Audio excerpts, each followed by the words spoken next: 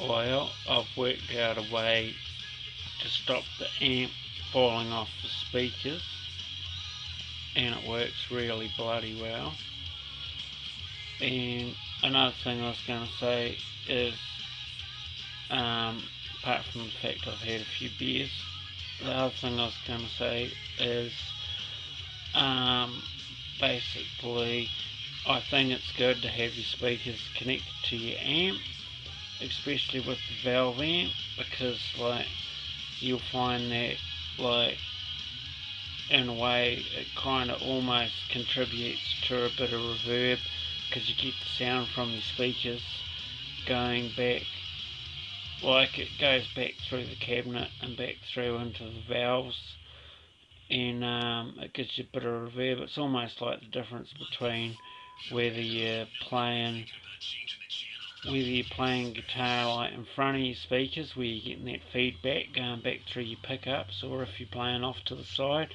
It's kind of like that, and I think it's good. I reckon you get a good sound if you got even if you haven't got a combo amp, if you got your speakers, if you got a separate bloody amp unit, if you got the speakers at least connected to that amp unit, then you're going to get a good sound. Oh well, you're going to get a more kind of reverb sound or whatever, or you're going to get a bit of that sound going back through anyway. And also, it's like, I don't know, what can I say?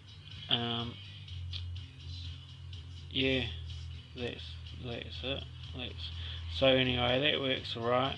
The only thing is some people like their speakers lower to the ground, like, so whether they get, I don't know, whether it goes through the floor or not, whether it's like whether you're on a timber floor or whatever, but all that stuff, I don't know, it's just something to think about if you how you're setting up your gear. But that's alright. It seems to be alright.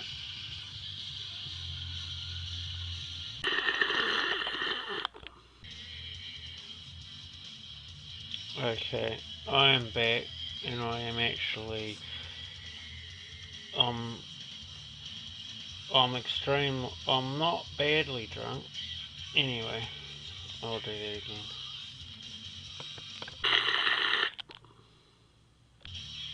Okay, I'm back, and I've done the repairs, I've fixed everything, and I'm going to show you what I've done, and hopefully you'll get an idea.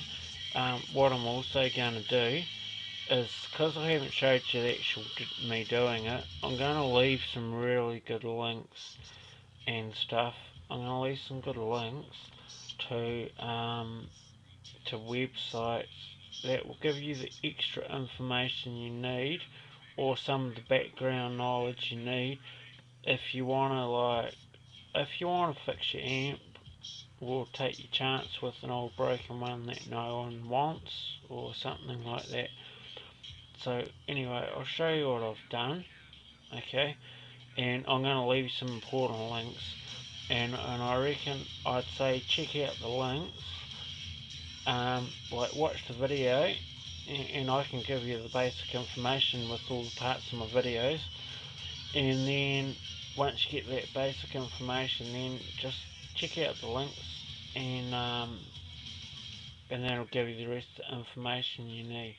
I'm going to show you anyway, and yeah, I managed to fix it, and it works really bloody well, and it has actually got a good sound, and I still haven't bought a decent microphone to record it, so I don't know, I'll do some recording or something once I get a decent microphone. But anyway, it works good, and it is actually really good. It's a nice amp. It's a good amp. Okay, I'll show you anyhow.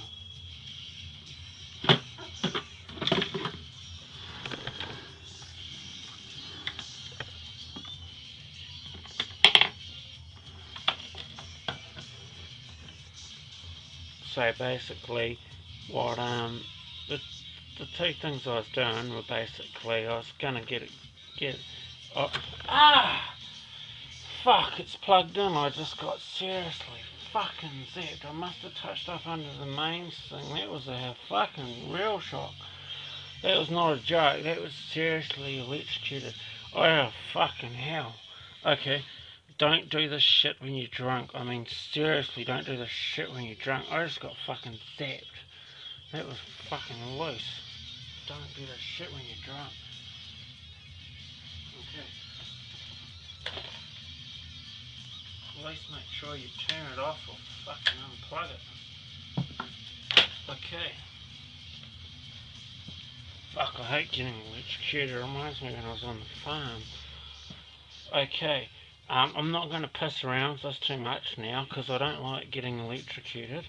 And that wasn't actually very nice. Okay. I'll quickly show you underneath, and I'll try not to get zapped. It's unplugged now, but those things still have power in them. I'm going to show you carefully, and I'm not going to touch underneath that corner. You can see, if you look underneath this corner, you can kind of see in that corner where I had my hand, I'll show you on the camera, in that corner where I had my hand, that's basically the main power switch, and that's got the main power input to it, and that is very close to the underside of the amp where those terminals are. And I basically, when I lifted that amp, I stuck my hand under that corner and I just got fucking a good zap off that. Jesus Christ, I'm not doing that again. Anyway, that hurt. So anyway, you can see underneath, this is where the things were. This is the underside of the capacitors. I still don't want to get fucking electrocuted by this thing again. Okay, you can see I've replaced the switches with some better switches. And those ones, you can actually see the settings. So if you find a good setting, at least you know, at least you can see where to put it back to that. I mean, they're not great, like you can't turn them real fast because they're not the greatest shape, like not like round ones. They have got a round bit there so you can turn them easily. But this is, I think these switches are more kind of precise. It's like, oh yeah, once you remember where you get your good sound, you can go, oh yeah, that's right, about there was where it was, and you can see easily. So that's quite good. Ah, fuck, that hurt. Anyhow, so we've got these things, which probably, they do actually hold, they can store more power probably than what that electrocuted me, so I probably should be thankful that I brushed that and not that, because that will give me a shock, and you have to be careful not to, you don't grab hold of it and get trapped on it and get really electrocuted, or like properly electrocuted so your muscles tense and you can't let go. That's a real danger. Anyway, these things store the power that release it all at once, so that's got more than just travelling through the lines, I think, because that's 450 volts. That's a lot. So I'm going to stay well clear of those while I show you this. Anyhow, okay. So basically, the underside of those I've disconnected. I've disconnected these at the top. I'm only touching the outside, but I wouldn't even recommend that until the power's been taken out of them.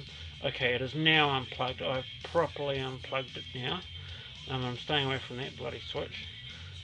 Anyway, you can kind of see in there, I don't know if you can, but basically I went through one stage at a time, and I disconnected the wires that were connected to the terminals on the other ones, and gradually wired them into these. So basically, I found out, I looked that up, and I found out what was negative and positive, and the same what was negative and positive on these caps. And I just went through and I systematically removed the wires and connected them to the appropriate ones, basically. So basically, these have now ended up doing the job of the ones that were on top. Okay, and what I've done, you just basically, if you follow the wiring how it was, and you don't change anything, and all you do is replace the items, then it'll be alright. I mean, you got to have some background knowledge to do this to begin with. Okay, that's just what I'm trying to say. Okay, so I've done that, and what I've done is there's plenty of room under here.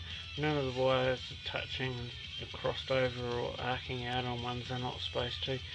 and I've used a bit of silicone just to hold the parts in place. I've just got a bit of silicone, just normal clear silicone.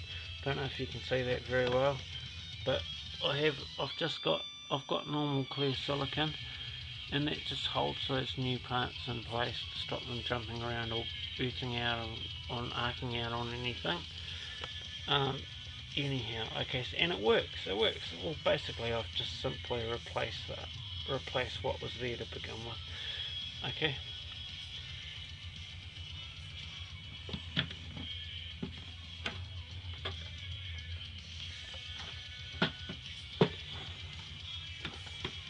And I'll say again, do not do this when you've had a few beers. It's not a good idea.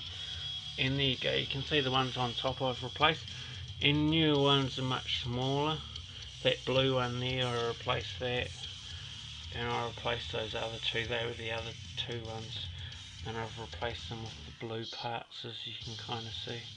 Basically that one, and that one. They're the only other electric ones except for these.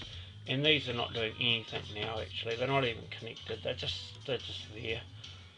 They're not even in use because the new parts weren't as big, so I could fit them underneath there. And but yeah, with anything, electrical safety is very important. Anyhow, I'll leave you the links, and if you want to take on this project, it's worth doing if you have the knowledge, the background knowledge to do it, or you're prepared to do a bit of extra research and get that knowledge. Cheers.